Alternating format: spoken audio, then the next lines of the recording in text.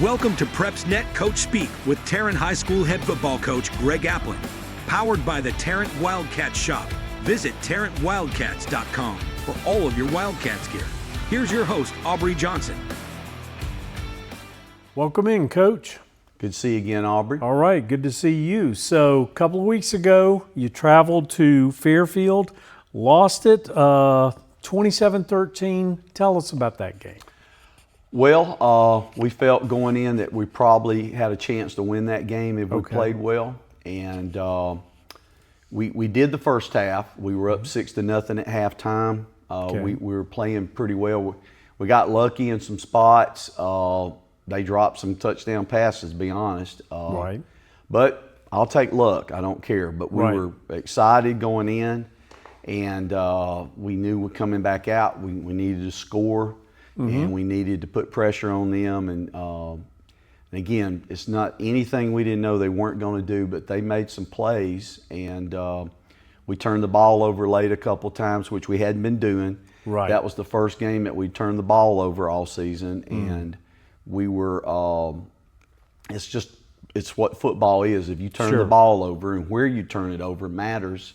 And we had some possessions that didn't work out. So, and then we lost. We had a chance to come down and tie at the end, and my quarterback scrambles. He got stripped of the ball. They picked it up and scored, and that's why the score is the way it was. But we were very competitive, and we had a chance to win the game. So, again, positive things came out of the game. I never want to lose, but I did see positive results from that. All right, good deal. So then last Friday, you hosted Pleasant Grove.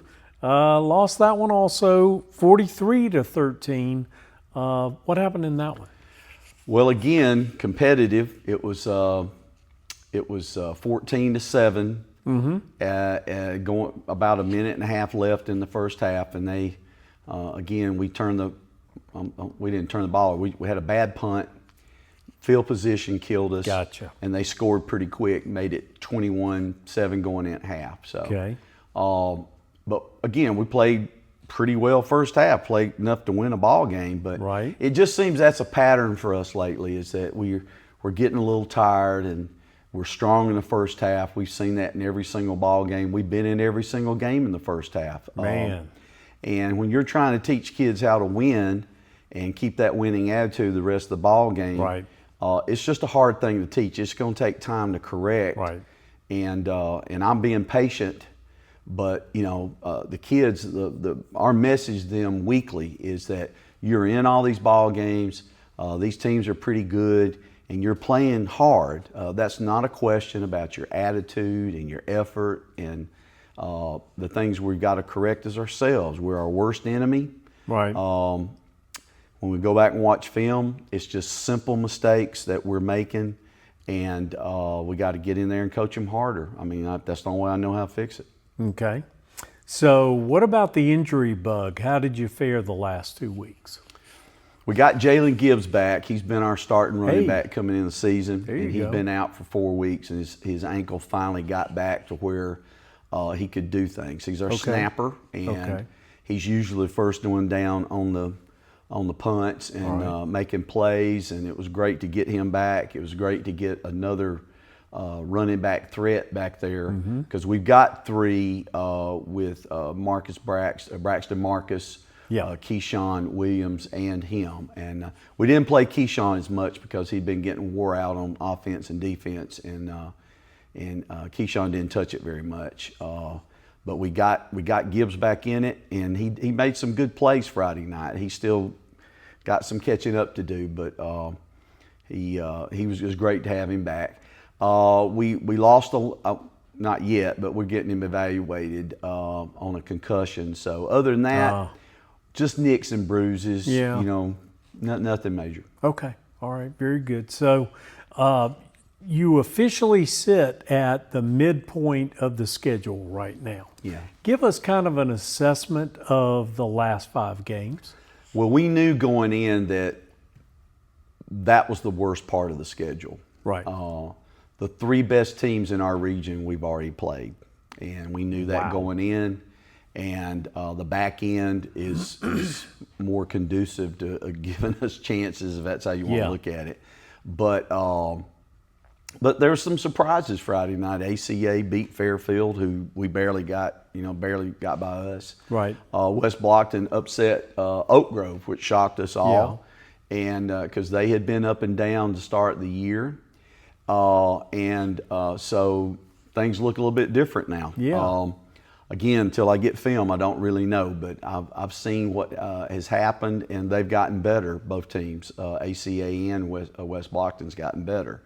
So, but we knew going in if we could get through to the break, right, and without being hurt, that it was better for our football team because we knew Oak Grove was going to be good, and they are. They're an excellent football team. Coach Musso's done a fantastic job. Right. The things they do is just to the discipline it takes to run the offense that they do is just impressive to watch. They sugar huddle. They come up real quick, run a play with a quick snap. It makes you align wrong. Your kids have to be reacting quickly to get lined up properly, and it's easily the best. It's going to be the hardest game we've got all season because of what they do. Yeah. So the next 2 weeks, we're off this week. We're going to try to get ourselves better in that regards, right, and obviously put in the game plan for Oak Grove. Okay. Tell us about your goals for the back half of the season. Well, we want to win, obviously. Yes, we've told the kids if they win 4 in a row, they'll be in the playoffs, and that is mathematically the way it is. Right. It's a challenge because, again, Oak Grove's probably the best team in the region at this moment. Right. And so that's going to be an obstacle. But if they play to their capabilities, I don't see why they can't do it. We're still preaching that you can get there. But even if it doesn't, we want to finish the season strong because they've worked hard. Sure. They can win all the games that are left. They just have to start believing in that, and they have to buy into the fact that was last week. This is next week, right, and you play each week differently, and not to, the thing we faced the last few years around here is them quitting and letting themselves down. Right. I don't feel that energy in the room. Well, that's good. They seem that they're still hungry, and that's what I've been wanting to do. I want them to feel that. So I think we've overcome a lot of the things that we want to address in the off season. Right. It's about finishing the right way. Right. Okay. So you mentioned it earlier. You're in a bye week right now. Besides healing and getting ready for that Oak Grove game, how will you use this time? Well, we're probably going back to basics on a lot of things. We're going to go and do a lot of special teams work. We've had some breakdowns there that I wasn't very pleased about. Right.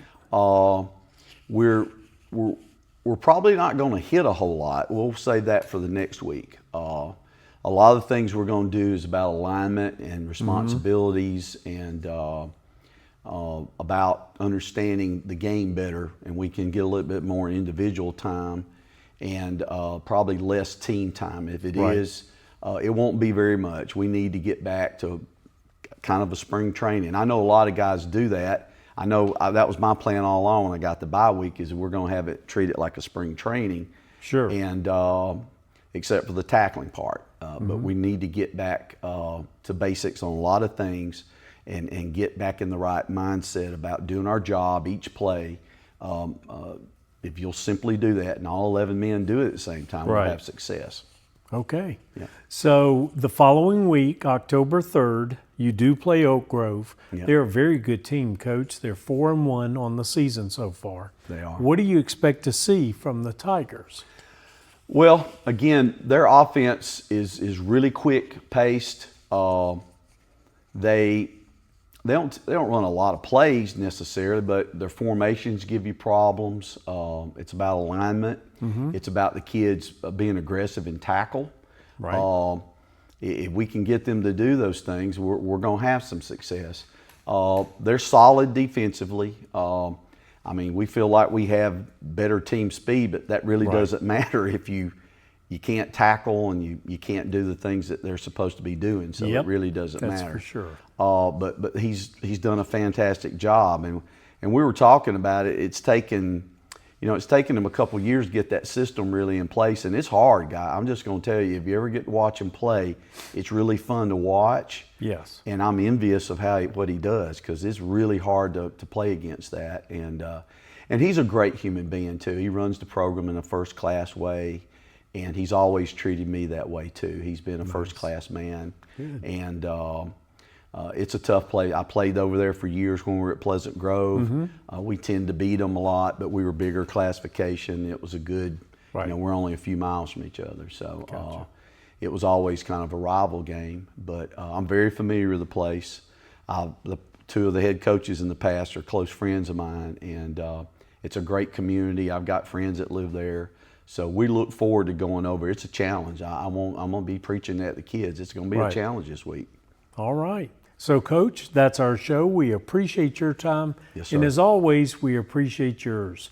Join us again in a couple of weeks for another Tarrant edition of Coach Speak.